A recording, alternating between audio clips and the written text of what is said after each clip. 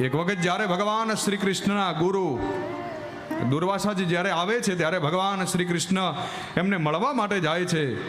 વચ્ચે યમુનાજી છે.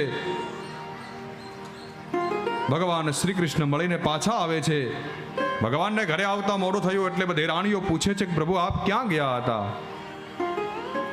ત્યારે ભગવાન કહે છે કે હું મારા ગુરુજી આવ્યા છે, દુર્વાસા મુનિને મળવા માટે ગયો હતો. ત્યારે રાણીઓ કહે છે કે પ્રભુ અમારે પણ આપના ગુરુને મળવું જોઈએ ને.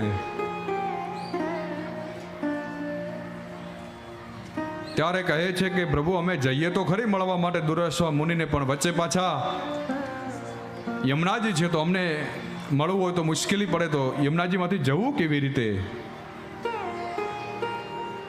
ત્યારે ભગવાન શ્રી કૃષ્ણ રાણીઓને કહે છે કે તમારે યમુનાજીને પ્રાર્થના કરવાની અને કહેવાનું કે જો ભગવાન શ્રી કૃષ્ણ પૂર્ણ બ્રહ્મચારી હોય તો યમુનાજી અમને માર્ગ આપે. તો રાણીઓ બધી હસી પડી, પ્રભુ તમારે 1 થી 11 છોકરા છે અને તમે પાછા પૂર્ણ બ્રહ્મચારી કેવી રીતે? તો ભગવાને કહ્યું તમે જાઓ તો ખરા પહેલા. અને બધી રાણીઓ ગઈ.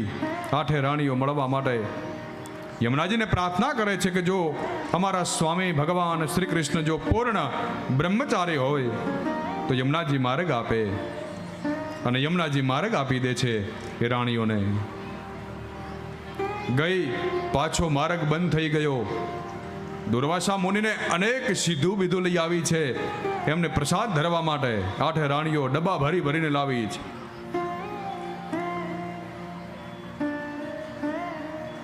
જ્યારે દુર્વાસા મુનિને મળે છે બધી રાણીઓ ભેગી થઈને કહે છે ગુરુજી આપના માટે અમે બધા પ્રસાદ લાવ્યા છીએ જમવા માટે આપને.